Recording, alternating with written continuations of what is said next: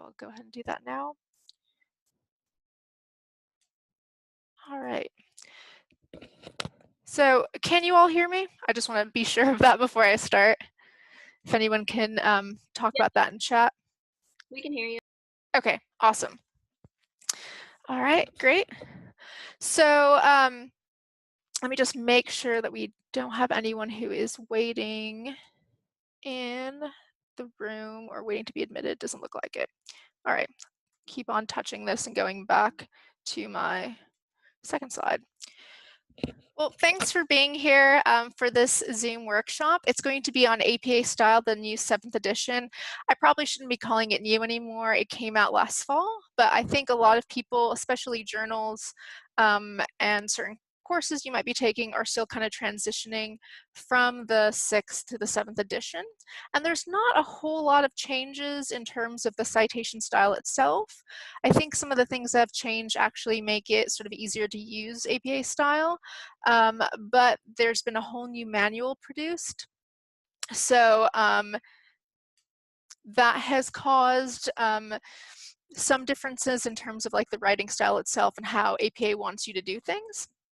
So we're going to kind of go through the real basics of APA style, mostly focusing on citation, just because that's what most people use the citation style for. And if you're not familiar with who I am, my title is right here on the slide. I'm the Health Sciences Librarian over at the Knowledge Center. I'm currently not at the Knowledge Center, but I work a lot with APA just because I work with disciplines that tend to use APA a lot. So I've tried to be really good with using APA style. So with that said, we're going to go ahead and go through this. And I apologize, APA style is not exactly the most exciting topic, even the best of times.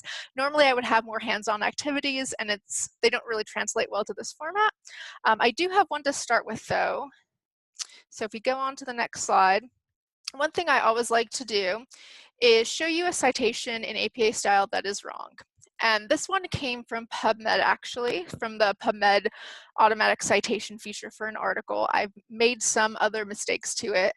But if you'd like to say what you think the mistakes are in the chat, or unmute yourself and comment as to what you think is wrong with the citation, feel free to do that now. I'll give you a second to look it over. But there are a couple things wrong with it.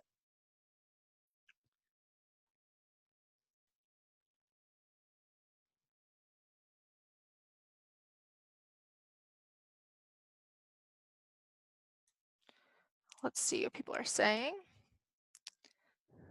Yep, the name of the journal is not italicized. That's a big thing with APA style. So the Journal of Microbiology and Biotechnology is the title of the journal, and it's not italicized. Yep, and the 30 next to it also needs to be italicized as well, which is sort of a weird quirk of APA style for journal articles. So that whole journal title, the comma, and 30, which is the volume, 3 is the issue, 30 needs to be italicized, not the 3. Anything else with the journal title in particular? There's one other thing wrong with it. Caps on article. Yep, excellent. So another weird thing about APA, and we're going to go through this later, is the title. So the title is current status, is what it starts with. All of that should be in what is known as sentence case, not title case. So only the C in current should be capitalized, and then any proper nouns. In this case, everything is. Yep, and then the ampersand, correct. So with the authors, while it's true that they only need the initials and the last name, between the second to last and the last one, we should be using an ampersand and not a full and. All right. Anything else? There's maybe one other thing.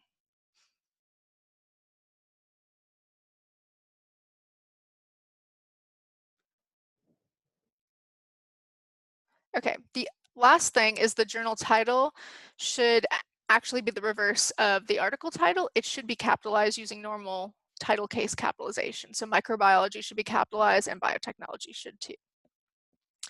All right, that's about it for this. Otherwise, it's kind of exactly what it needs to be as an article citation. But it is something to look out for if you're using an automatic citation generator. A lot of online journals and databases and tools have this now, and they haven't fully updated to APA 7th edition, so you kind of have to be a little wary if you're using them and making sure that nothing is wrong with them. So we'll move on now. before we get into the citation style, you're going to, one thing to know about the APA manual itself, and I don't have a copy with it with me right now, is that the first, a good chunk of it is not even about how you should cite things. It's about what APA wants you to do in terms of your writing. And there's a lot of guidance in there. These are just some of the things I picked out that I think might be useful for people to know, just as a, just to know APA more generally. Oftentimes, if you're writing a paper for a course or even for a journal, they may use APA style in terms of like the citations that you need to provide, but they don't always need you to follow these rules that APA is laid out in terms of your language. But in general, with APA, your writing should be clear and concise, which is probably something you should be doing anyway. APA is really big about not being too verbose in your writing. They want you to be really succinct. They also now, especially with the 7th edition, really want you to use bias-free language as much as you can. It used to be that you had to use he or she when you were referring to a person in the 3rd person. Now it's okay to use they, so just remember that. It's one of the bigger changes. You want to be thoughtful about voice, active or passive choices. And an example of this would be, instead of saying the survey was completed by participants, you would say participants completed the survey. So the verb completed is in more active form. And sometimes people kind of use passive a lot because it feels like it's more academic, but it's usually good to use active voice. And sometimes this can be kind of hard to get in the habit of doing. And to be clear, APA is not saying you can't have passive voice, just that you should be kind of really conscious and not use it too often.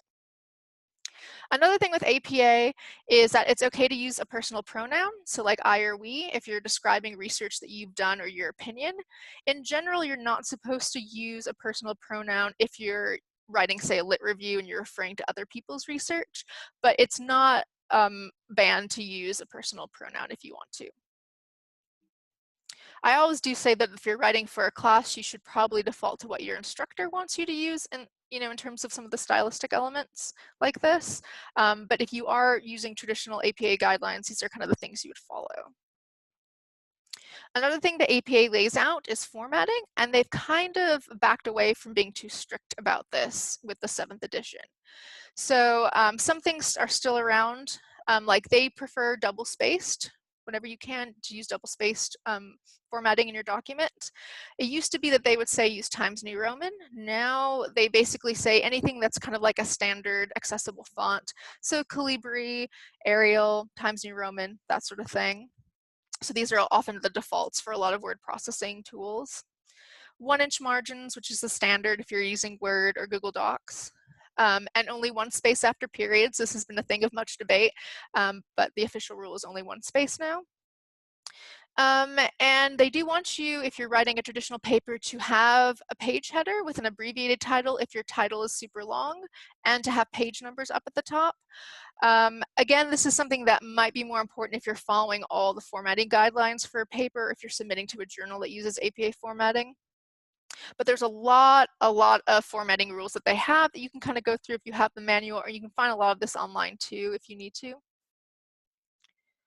Another thing that APA outlines is paper elements. So a traditional APA style research paper would have these key elements in this order. So one would be a title page.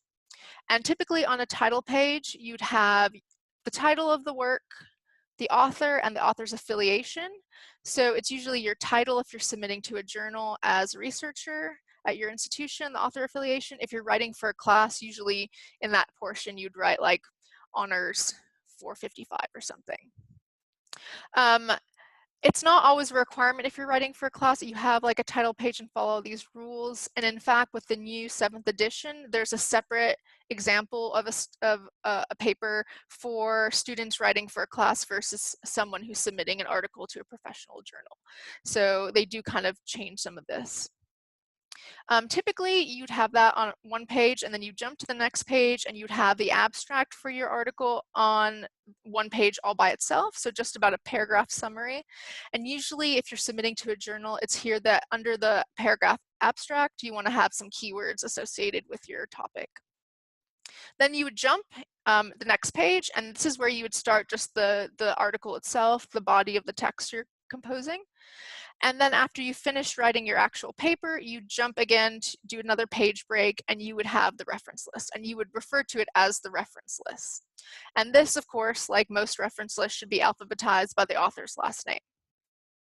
And it also uses hanging indents, which you may not know by name, but once we'll look at a specific example, you'll kind of see what I mean by that. And then after all of that, if you have anything like footnotes or appendices or any supplemental materials that you want to provide that you couldn't provide in the actual paper itself, they would all be after everything I've outlined here. And again, you may not have to use this for a course assignment. So anyway, that was just a super, super, super quick overview of so much of the APA manual, which is just the formatting and the style. But of course, the main reason you're probably here is that you're using APA for your citations, your in-text citations and your reference lists.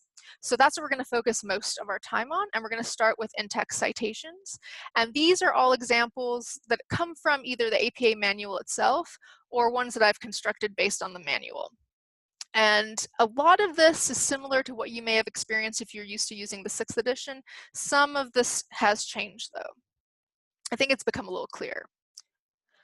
But we're going to start by talking about short direct quotes. So one thing you might want to do when you're writing a paper is quote something directly from a source.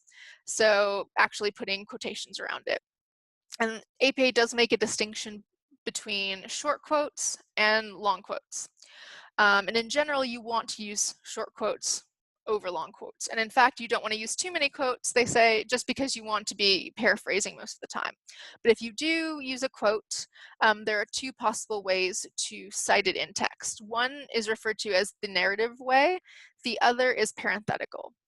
So narrative is when you actually talk about the authors themselves in your own words in the sentence you're writing.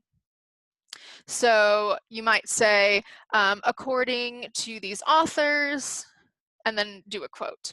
In that case, you don't put all the citation information at the end of your sentence like you would in normal circumstances. What you want to do is, like I've done here, is after you mention the authors by name, you want to put the year in parentheses right after them. And then you would do a comma, and then you would do your quote. And then at the very end, after the quote but before the period at the end of the sentence, you would put the page number in parentheses. And in general, for APA style, if you're using a direct quote in any fashion, it's really, really important to include the page number so someone can find that specific quote if they go to that source. So whenever you can. There are situations where you won't have a page number, and there are some options for that we're going to discuss in a little bit. So parenthetical is the other option, and this is where you don't actually mention the authors by name in your sentence, and you want to include everything there at the end. And this is kind of like what you'd see in a traditional APA citation. Right before the period, in parentheses, you do the author's last names, comma year, comma page number. So move on. If your quote is longer than, say, 40 or 50 words, if it's longer than a few sentences and you want to use it still, and you shouldn't use very many of these in any sort of paper, according to APA, you want to style them a little differently. You don't need quotation marks, but you want to make them distinct from the rest of the text. So what you tend to do is indent the block quote. So in this case, my example is the paragraph I'm quoting, and it's distinct from my text by being indented. And it used to be that you would make this portion, the block quote itself, single-spaced. In the 6th edition, what's changed for the 7th is that it's double-spaced now. It's just indented, but it's double-spaced like the rest of the paper. And it kind of is weird because APA breaks some of its own rules with long quotes. So again, if you're referring to the authors in the lead up to your quote, you can have the year closer to where they appear. If not, all of the information will be down here with the page number. But normally with APA citations, you want to have the citation before the period at the end of the sentence. With long quotes, you don't have to do that. You do it after the period. So it's the one time where you break having the parenthetical citation before the period. So just remember that. So you shouldn't be using too many of those, but if they do come up, just remember you have to indent. So let's go back. I think I went back instead of forward. So sometimes you run into situations where you have quotations within quotations. So you're reading an author who's doing a lit review, and they're quoting someone, and you want to quote them quoting that other person.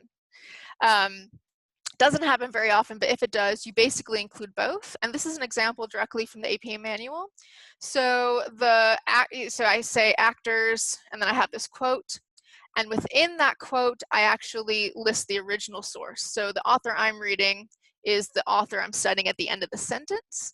And the author included within the quote itself is where the quote originally came from, if that makes sense. So you actually just include both. The author you're reading appears at the end of the sentence, parenthetically, and the author that's being quoted by that author appears within the quotation itself. So that one's kind of a little tricky. I think we might have people to admit. All right. So like I said, with direct quotes, you want to provide a page number when you can. In situations where there is no page number, there are some options you have. So any of these will work. APA says they're all okay. It just depends on what makes sense for the source you're looking at and what kind of makes sense for your writing style. So of the options here are what they are. So you can provide a heading or section name. So if you have like an online report or an online article with no page numbers, but the article is divided into different sections, you can actually just use a section name. So an example here would be osteoarthritis section, and I'm not capitalizing the S, I'm just capitalizing the name of the section itself. So I'd put that in place of the page number. Then you can also choose to abbreviate that title if, let's say, the section name is super long. So let's say the section was what you can do, colon, and then something else. To save space, I could just put the abbreviated name of the section in quotes to kind of indicate that I'm changing it a bit, and just leave that there in place of the page number. You can also provide a paragraph number, and sometimes you do this when you're citing a website. So the first paragraph on a web page would be paragraph 1, and then the second would be paragraph 2, third paragraph 3, and if your quote is in paragraph 3, you would just write it out this way, para period 1. So you're indicating paragraph 1. And then you can kind of combine some of these things. That's your last option. So you might say, you know, musical for a section like here, comma, paragraph 4. So if your section is really long and you can count paragraphs, you can kind of do a combination. So again, any of these work, it just depends on what makes sense for the source you're looking at. Of course, direct quotes are great, but mostly what you're going to be doing is paraphrasing or summarizing sources in your own words. And in this case, it's really simple to do an in-text citation. Again, if you're doing kind of the narrative style and you're mentioning the author in your paraphrase, then you just mention the year of publication right after the author name in parentheses. And you don't actually need to have a page number. You can provide one if you think it's going to be useful and you have it on you, but unlike with quotes, it's not something that APA says you explicitly have to have. And of course, the other option is if you don't mention the author, you just do author last name, comma, year, and that's really all you need for a paraphrase. So it's very, very simple for that. And again, just like with quotes, you might have paraphrases that contain paraphrases. So you're reading a lit review and someone is summarizing research that had been done previously. And again, you just kind of cite both. You can do it in a couple different ways. You can say like, according to this author, you know, in the year, this author says, you know, X, Y, Z. Or you can say, you can start with the original source and say, so-and-so says X, according to this other person that I'm getting the information from. So you just want to give credit to both. So citing multiple sources.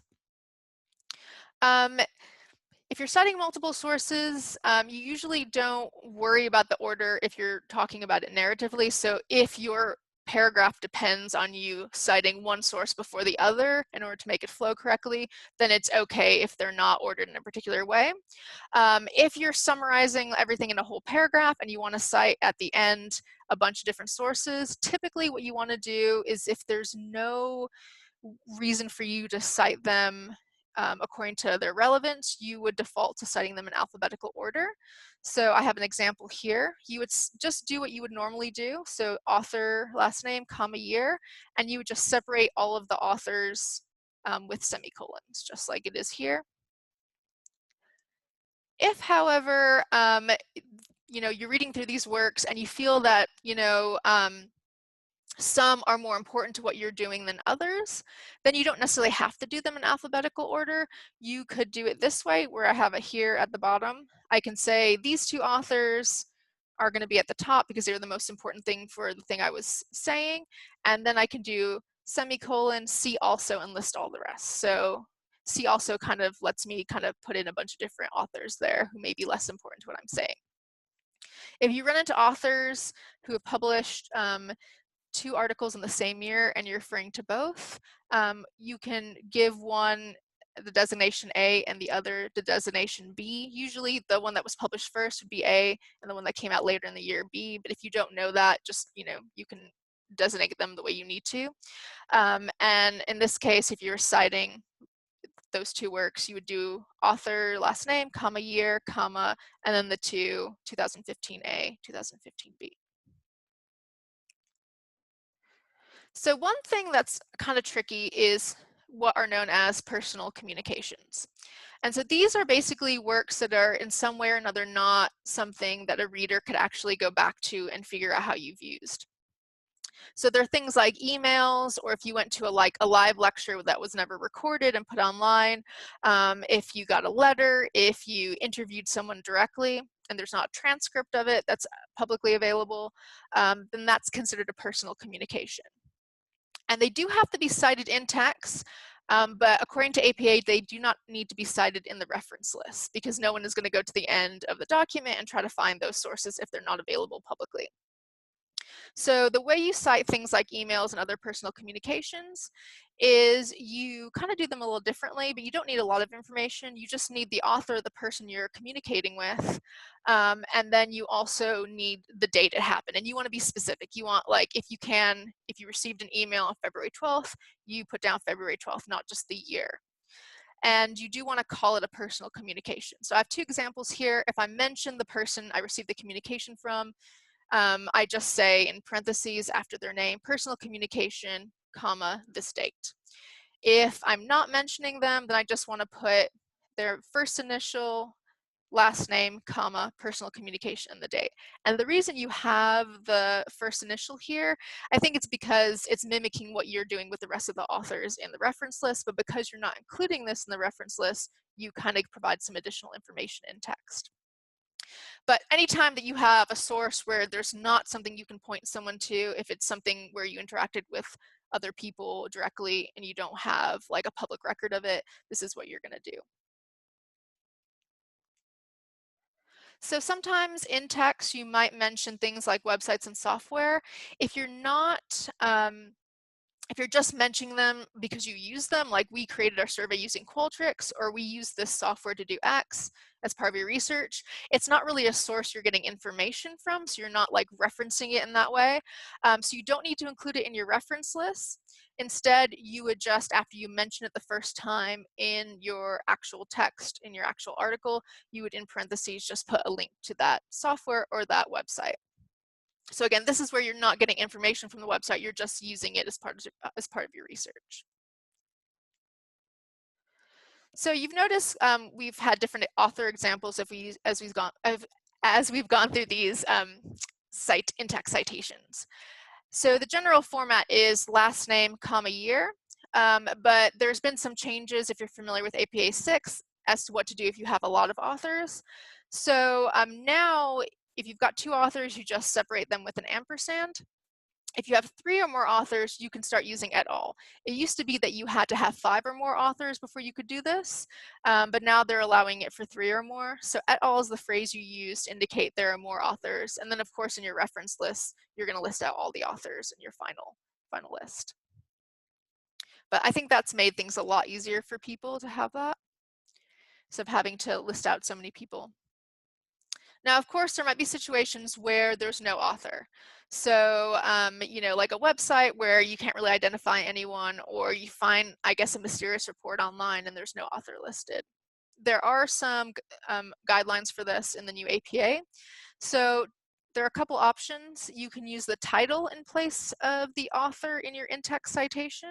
So I have two examples here. If it's an article, you can do the title and you put it in quotes, and you just put it in place of the author last name in your in-text citation.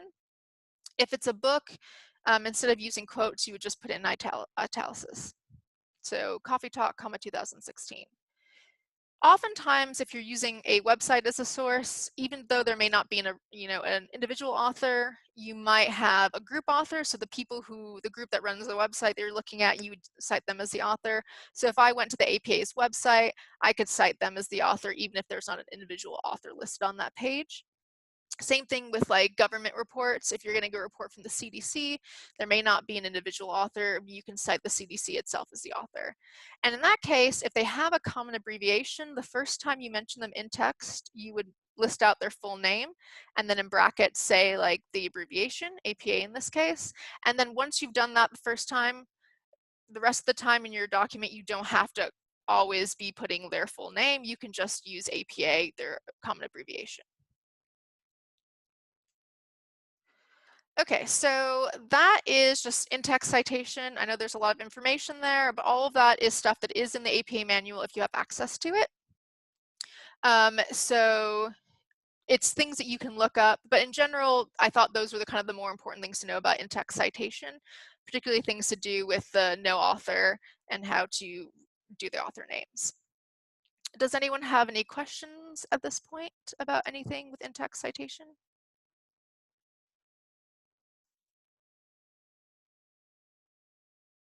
All right, if not, we'll move on to referenceless citations.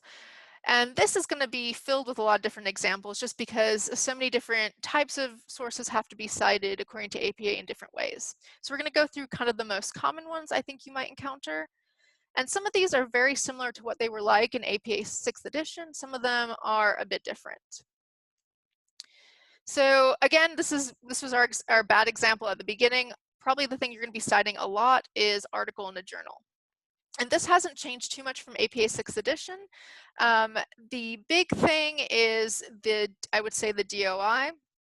It used to be that you would write out DOI in capitals, colon, and then you'd put the number. But what's been happening more and more is that instead of just having a number assigned to every article that's published online, publishers have been creating stable URLs that have the DOI number in them.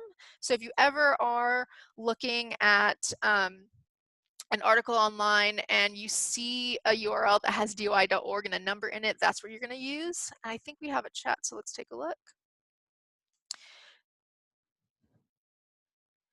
If you were in text citing a statistic from the CDC, would that need to be in the reference list? Yes, if you're citing a statistic. And I actually have an example here for data sets, how to cite data sets.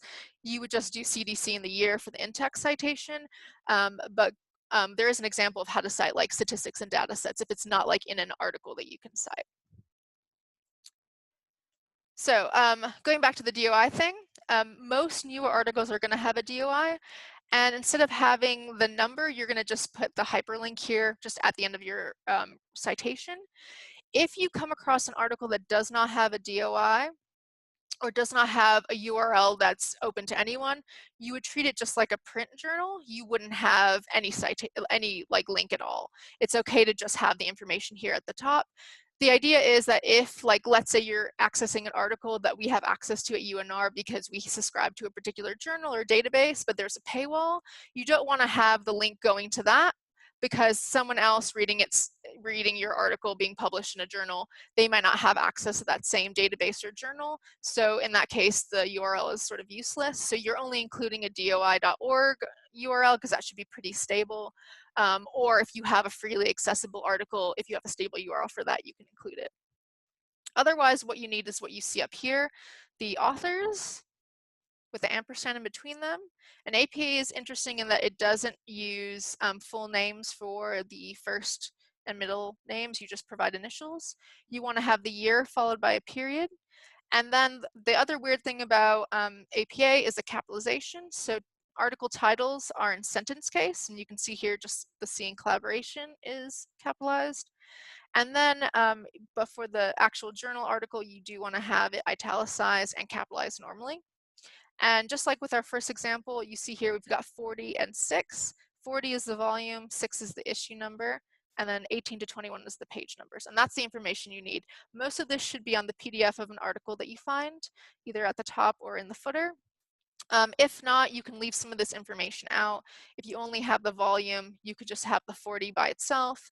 Or if you only have the issue, you could have the 6 by itself. And if that were the case, you wouldn't need to put it in the parentheses. You just have the 6 there between the commas. But for most newer articles published in the last several years, you're going to find most of this information just on the article itself. Books are also pretty straightforward. Just like this example, you've got your author, you've got your year, and you kind of treat them like a journal title. They're still following that like sentence capitalization, so you don't capitalize every word, but you italicize it. And one thing that's different is it used to be with a lot of citation styles that you had to include the publisher location. You don't have to do that anymore just because APA feels no one really needs that to find the book anymore. So you just have to include the publisher now. So this is an example of a book published by the APA itself. And so after the title, I just do period, and then I do the name of the publisher.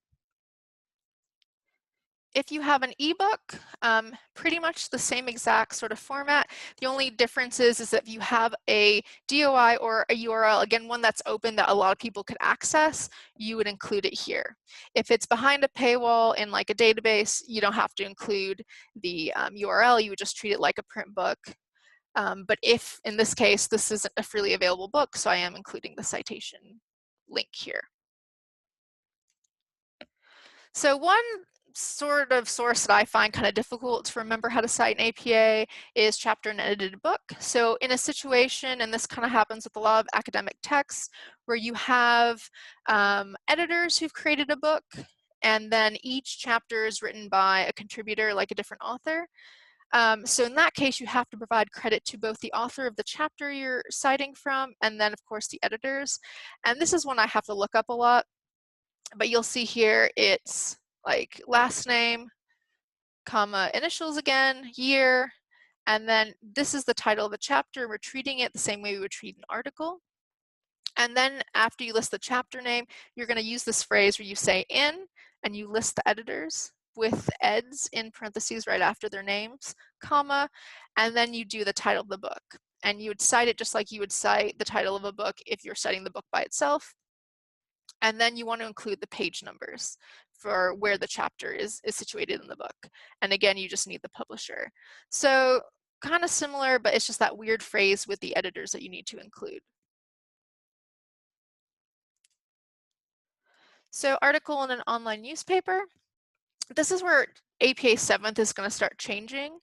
They have more rules now for how to cite different online items. And one of them is like an online newspaper. So if it's a newspaper that is something that you could get in print, but they have an online version like the New York Times, you cite it a little differently than you'll cite some other sources that we're going to see in a minute. So in this case, it's similar to what you do for an article, but with some things missing and some things added. So you have your author again, and with a newspaper, because issues are coming out all the time, you don't want to just provide the year, you also want to provide the date. And you actually put it after the year, so 2010, October 25th. And then again, you treat the title of the article just like it was a title of a journal article. You don't have to capitalize everything. And then you would say the newspaper, the New York Times, it would be italicized and capitalized just like a journal. But of course, you don't necessarily have a volume and issue number that you're going to be providing. And instead, you just provide the direct URL. One thing that's kind of weird about the new APA is, so you've got the online newspaper, but then they have different rules now for how to cite an article on an online news site. And what I mean by this is something like, say, CNN. They have a website, they're going to have articles on that website, but they're not a newspaper per se. They don't have, and they didn't have a print newspaper. They're like a news site that publishes things, or a news blog maybe. In that case, you do want to cite it a little differently than we did the New York example, New York Times example. Again, you do want to have this more precise date. And in this case, I do have an individual author. And oftentimes you do with these. And this is where it's a little weird because you actually treat the title of the article as if it were a book. You do lowercase capitalization, but you italicize it. I don't know why they decided to go with this particular style for this type of source, but it is what it is. You italicize it, and then afterwards, in place of the name of the newspaper, you would do the name of the site itself. So this was CNN, and then you'd provide the direct link. So it's a little wonkier, so just remember, if you're citing something from a news site that doesn't have like it's not officially a newspaper, then you might want to look this up because it is a little different. Another thing you might want to cite is a government report. So if you go online and you go to the CDC's website and you find a PDF report that was published in, say, 2017, you would cite them as the authors, and you would have the year, of course, and you'd kind of treat it like a book. So you would cite the title in italics. And it's sort of weird because you usually do regular capitalization for the reports. I don't know why. But you kind of treat it as like a journal, but also as a article title. And then you would have the direct URL again, so they could get directly to the PDF. So just regular web pages and websites, it really depends on whether or not you have certain information. Typically, and the type of like website you're looking at, typically this is kind of the format you're going to follow. If you can identify some author, so either the organization, if the website itself has a name, you could use that as the author. If there is an individual poster, you can include them as the author. And again, you want to be precise with your date because websites can change a lot. And you can use the date it was last updated, but if you can find a publication date, maybe at the beginning, that would be even better. But use what you can. And then you want to, again, capitalize. This is kind of similar to what we saw with the CNN example. You italicize, but don't capitalize entirely the title of the article or the blog post, and then you want to list the name of the site. So if you weren't using it here, you can list it here. And this is Mr. Library Dude, he runs a blog. So this is the name of his blog, and this is his actual name as a poster. And again, you want to have a direct link. So websites and kind of web resources that aren't traditional like ebooks or journal articles kind of get a little difficult with APA just because there's different rules for the type of resource that you're looking at. So just keep that in mind. So one example, again, is some people will cite Wikipedia entries, and this can get tricky because you follow a different format. So here's me citing the Wikipedia entry for the state of Nevada. So that is the name of the entry, the article on Wikipedia, Nevada. And then this is the date that I accessed it. So I'm using information from the February 13th version of the Wikipedia article on Nevada. And the reason the Wikipedia citations are different is because anyone can edit a Wikipedia article to a certain extent, and they change constantly because of the edits. So you want to cite and make sure that you're citing the version of that article that you were looking at when you got the information. You do use the phrase in Wikipedia after you do the date, and then you're going to provide the URL. And again, you have to provide a particular kind of URL. So when you go to a Wikipedia page, up in the corner, there's going to be a little link where you can kind of go to see previous versions of it, and it will list you know, when it's been edited on what days, and so you can find the date that you accessed it on that page, and you can copy and paste that particular link for that particular version. Or if you want to remember this, go ahead and look this up when you're first using a page, making sure that you're getting the right URL. If I go back to this right now, it may have changed, and so if I provide that particular URL, it's not going to be what I was seeing when I cited the information. It matters more if you're citing something that you see has been edited constantly, maybe than something that is kind of more stable, but it's good to go find the specific URL to the specific version. And again, that's if you're looking at a Wikipedia article, it's going to be in the top right corner. There's going to be a place you can go to look at previous versions, and within that list you can find your version and copy and paste a direct URL to that. So again, Wikipedia articles can be a little troublesome because they follow their own sort of style, but just remember that you have to look that up and make sure that you're following all the rules with that. So data sets, if you are citing a particular statistic that you got from a website or from a report, but not necessarily information that was put in like a written document itself. So if it's literally just a data set that's been annotated, you would cite that in a different way. And it's pretty straightforward. So in this case, this is a data set from Pew Research Center. So I list them as the author, 2018. And then I kind of treat it like a book title, percent of total employed in the US. This is the title of the actual data set. And then before I add the period at the end of that, I put in brackets data set to indicate to someone looking at my reference list, this is what it's going to be. And then of course I have a link to the page where I downloaded the data. So that was kind of what I thought you might be interested in to know about APA reference list styles. There are rules for citing a whole host of different things. So if you ever cite like tweets on Twitter, the 7th edition has a way for you to do that now. If you are citing like a podcast, music recording, if you're citing a film, there are specific ways you're supposed to do that with an APA style, and there are examples of that available online. Pretty much anything you can think of as a source, there is a way you're supposed to cite it properly with APA. One thing that we get a lot of questions about is how to handle missing information. So what do you do if you have a source and you need to use it, but there's no author, there's no date, something is missing? APA has much better guidelines in 7th edition for this than they did in the 6th edition. So here are some of the things I say to do. We kind of already talked about the no author. You can start with the title. In the in-text citation, and then when you get to your reference list, since you don't have an author, what you're going to need to do is start again with the title. You don't need to put it in quotes if it's an article. In this case, you would do it just like it was a normal title for an article. So here's an example, and you would do 2019 and the direct URL. So you're just leaving the author out essentially, and it would fall in the order under C, under the authors that have AB last names. If you don't have a date, if you can't find the date for a website, no matter what you're doing, you can use the phrase N period D period for no date, and you would just use it in place of the year or the date. So here's an example. I have the parentheses up there, and I just, instead of having a year, I'm just doing ND. If you have no title, this doesn't happen very often, but it could happen. It's just there's nothing you can cite as a title for something.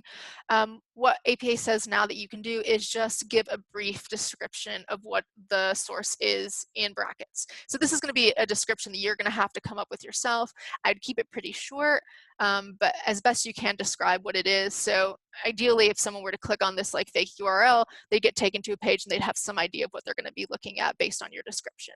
And you just put it in place of the title, wherever that's going to be in the type of source that you're using, and you just put it in brackets to indicate that it's not the official title, it's a description that you're providing. So in this case, I did like a really awesome guide to APA. If there's no source, and I actually put this in the manual, if there's not something you can direct someone to for them to find the information that you're citing, first question is it a personal communication? So is it something like an email or an in-person interview, or like a live lecture or demo where there's no like stable recording of that anywhere? Then you would cite it as a personal communication. And like I said before, you do have to cite that in text as a personal communication, but you don't have to include it in your reference list because there's not really anything you can point someone to. If it's not a personal communication, if there's just not a way you can provide information for someone to find that, APA actually says you should think about using a completely different source. If it's not a personal communication and there's nothing you can direct a person to, go and try to find another source that you can direct them to that has the same information that you're going to cite. Okay, any questions with any of that with the ending citations?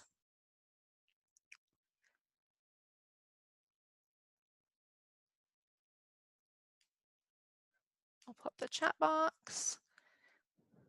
If you don't have a volume or issue, you can just, if there is a volume and but no issue, you just provide the volume number by itself. If there's an issue but no volume number, you just provide the issue number. If there's nothing of either of those, you can just do the journal period, or in this case, you wouldn't want to do the period, you do the comma, and you would do the page numbers just by themselves if you have page numbers. If you don't have page numbers, if it just is not labeled, then you would just end with the journal article. So you just include as much as you can. They're kind of, with the 7th edition, at least when I was reading through it, I get the feeling that they're a bit more forgiving with the new version of APA. If you don't have certain information, you just provide what you can as best you can. But yeah, if you can find page numbers at least, that's still pretty good. So someone could potentially, though I don't know in that case what that would do for you if someone were going to that issue and they don't know the issue, how they would find the article with the page numbers. But ending with just the journal title is probably fine, and then having the URL at least in that case. Anything else?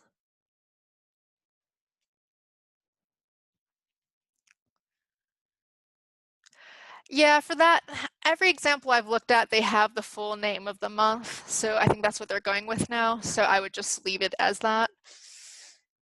Pretty much every online example has had February spelled out or October spelled out.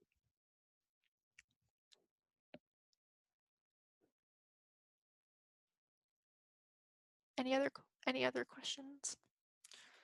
If not, before we end, and I am recording this and I'll have a recording available, I did want to mention some things that I found helpful with APA style. So we on our website, and I have the link here, but if you go to our website or if you just Google library UNR quick how-tos, we have a section called quick how-tos, and they're kind of like quick how to do certain things at the library, but you can go to that page and choose APA, or like it'll give you a little question like, how do I cite an article in APA? And if you click on that, it's going to give you an example of how to cite, like, say, a journal article or a book. And we have that for most of the common common sources you might be citing. So if you just need a quick example, that's there. I'm sure you all know about the Purdue Online Writing Lab. They're one of the big places people go online. They're free for any sort of citation help. They have a pretty good updated sort of bare bones guide to citing an APA. They're not going to get into the really nitty gritty stuff that's in the manual, but they're going to kind of give you examples of how to do most of the stuff you're going to need to do. Another really cool thing, and I will navigate there in a second once I stop sharing the PowerPoint, is the APA style blog. It used to be something I relied on really heavily when we were in the 6th edition. So this is actually a blog maintained by the APA itself. So people who actually work for APA and deal with the style write blog posts on this blog, and it was great for APA 6 because they had it going for like over a decade. So you could go to that site and just do a site search like, how do I cite a TED Talk, and you could pull up a blog post where someone had from the APA written a blog post about how to do a TED Talk citation, and they would have examples there. So for anything that was kind of a question, I would use it. And the problem is now is that the APA 7th edition is so new, they haven't really rewritten a lot of those blog posts yet. You can still kind of view the 6th edition, some of that information will be correct, but they are starting to do more posts on APA 7th edition. And actually, if you can find a post where they're actively monitoring the comments, if you have a question that like no one can answer, you can always go there, and sometimes the APA folks will answer the questions in the comments. Another thing that is really useful, and I've navigated away, is just if you haven't used one of these before, if you haven't heard of any of these, is if you're going to be working on something like a thesis, like your thesis, or a really major publication, before you get started on that, you might want to consider using a citation management tool. My favorite is Zotero. Most of these are free or free to a certain extent. Usually it's space storage limits that they charge you for. But all of these are known as citation management tools or citation managers. And basically, if you haven't used one before, I would go look these up. There are a lot of YouTube videos on kind of how they work, and I can always help you get started with one of these. They're basically, accounts you can create where you get a little like library on your desktop where you can store citations. You usually get some sort of like bookmarking tool that you can install in your browser. So as you're doing a search online, anytime you come across an article or something you like, you can click that bookmarking tool and it saves it into your little library. And then they also tend to have plugins for Microsoft Word and Google Docs. So if you've saved something in your library and you want to cite it, you can press a button and the citation management tool will just generate the citation in the style you want for you, so it's all automated. They're not 100% perfect, but they do save a lot of time. So if you're anticipating a big project soon, it might be something to look into. And then of course, we're always here to help with any sort of questions you may have. For me, particularly APA I can help with. I can also help out with MLA if you're working with that, AMA as well. And some of my colleagues are good with some of the more obscure citation styles and other disciplines. But if you're working on especially a major manuscript and you're just worried about your citations, making sure they're correct, you can feel free to email me or you know, we can even set up an appointment. And actually, I'm going to go ahead and get out of this and navigate to the APA style blog first, and then I'll show you how you can find my contact information. Just to kind of give you an idea of what the style blog is like, if you just Google APA style blog, it'll pop up. And when you go to it, it should take you to the 7th edition now. They do have a way that you can get back to the 6th edition if you wanted to. It's archived now, but this is kind of what it looks like, and you can see they're starting to write more and more posts. But one that kind of came up recently is how to create an APA style reference for a Cancel conference presentation. Sometimes they link out to tutorials that they've created, so they're like official tutorials from APA, and sometimes they, you know, answer questions that people have been having. How many names to include an APA style reference, the singular they, shorten URLs. That's something that you can use in certain situations with APA. If you encounter a really long URL, you can use a shortener like tinyURL or bit.ly, and APA is okay with that. So that's something they answered on this blog. And you can kind of see several of them have a lot of comments, and in certain cases, people have like asked questions and they've gotten back with the official word on how to do a certain thing. So again, free to access, really cool source, and I think it's going to get better once they provide more posts. And if you go to our library website, if you have more, you know, pointed questions, or you want someone to look over your reference list, if you want to get in touch with me, if you go to our website and you go to find a librarian here, if you scroll down, this is where all of our profiles live, and I'm actually right here at the top. So you'll see my email here. Email is probably the best way to do it, especially if you have a document you want me to look at. You can also go and click on my name. And if you have some questions, like before you even start writing about APA or about Zotero or anything related to like literature searching, you can always schedule a consultation. Right now we're doing them through Zoom. We can also do them over the phone or just via email if you prefer that. But you can go to this link where it says schedule a consultation. And this is really cool just because it's synced to my calendar, my work calendar. So you can pick a day where you're available and it will tell you what spots are available on my calendar, and you can select one, and then you can fill out your details here and you'll get like a confirmation email with a link and everything. So this is if you're working on something major and you want to kind of meet one-on-one. But if you have like an actual reference list, you can feel free to send that by email. And I'll go back to our website really quickly just to show you the how-tos are also here right by the Find a Librarian button. So if you go to it, it's kind of designed with tiles. So you can start typing in something like APA, or you can kind of like go down here and you can see citing a website in APA, and you can click on it. And we had to have it this way with the links out just because of how the content management system works. You can see it'll just take you to a page with some basic examples of that source and how it should be cited in that style. So those are all there for you if you need it. Any other questions? I hope this was useful. I know listening to someone lecture about APA for like 45 minutes isn't the most exciting thing, but I know a lot of people have to use APA. Yeah, no problem. And like I said, if you run into questions later on, definitely here to help. I don't have a current copy of the manual with me. I'm thinking of getting one, so that way if you have a very specific question, we can figure it out. One problem with APA has been that they've not allowed institutions like universities and libraries to buy like institutional copy of the manual, like an ebook version of it that you can put online that everyone can access at the same time, just because of how they do their publishing fees. we're hoping that they're going to have some sort of solution for what's going on right now, since you can't like walk into the library and look at the print manual. But until then, until we can see if we can get an ebook version that everyone can use, feel free to contact me if you have questions. All right. And like I said, this is going to be recorded. I also have another recording available. So if you want slides or the recording later, I think we can arrange that. So, all right. Well, thanks for being here.